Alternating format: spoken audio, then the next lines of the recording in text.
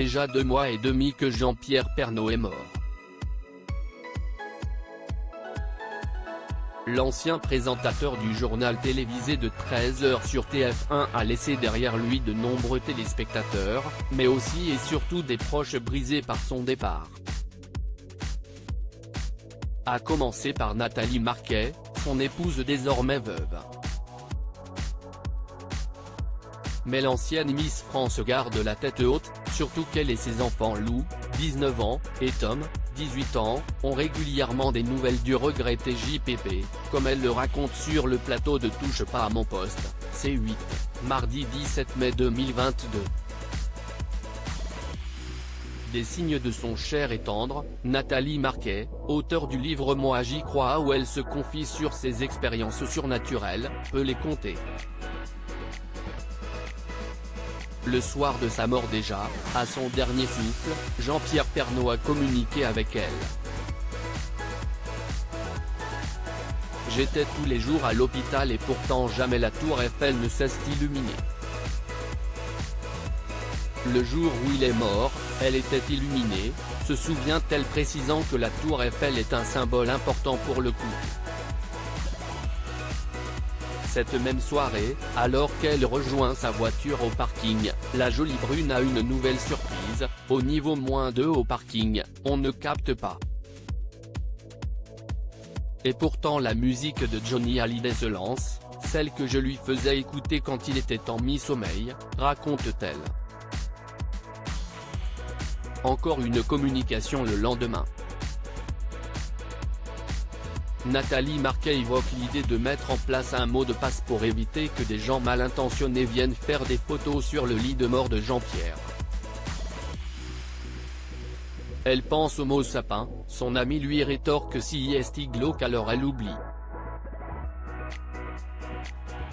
Je prends la voiture pour être auprès de mon Jean-Pierre et je trouve 2 branches de morceaux de sapin sur la roue arrière gauche, poursuit-elle. Un truc de dingue quand même. Lou Pernaut communique aussi avec son défunt papa une autre fois, la télévision s'est arrêtée à la maison, pour elle et son fils Tom. De son côté, la jeune Lou a également eu droit à son signe, avant de m'endormir vers minuit 30, jeudi. Jean-Pierre, j'aimerais bien que tu me fasses un signe, j'en ai besoin. Et ma fille me téléphone à 1h15, maman, papa m'a fait un signe. Je discutais avec ma copine dans mon salon et la télévision s'est allumée. Il y avait un film et le comédien qui dit je suis fier de toi à ma fille et la télé s'est éteinte. Puis, une personne qui parle aux morts a communiqué avec JPP. Il dit qu'il est très fier de ce que votre fille Lou a mis dans le cercueil sur la poche gauche, a-t-il déclaré. Enfin, Nathalie Marquet a fait un rêve où elle se trouvait avec son époux sur l'autoroute. Et je me suis dit, mais merde, comment je vais lui dire qu'il est mort, lance-t-elle avant de se réveiller subitement chez ses amis à Lille. Le jour suivant, elle rencontre par hasard une voyante qui lui adresse alors plusieurs messages.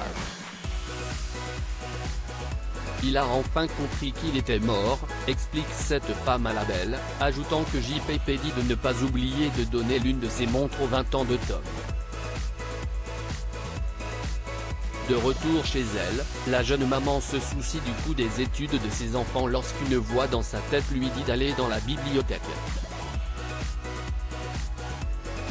Elle saisit un livre au hasard et y trouve 500 €.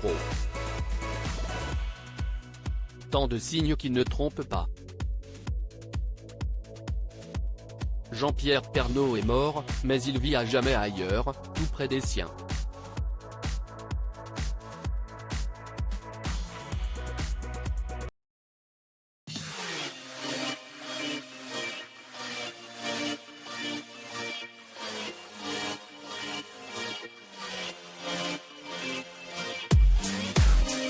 We'll be right back.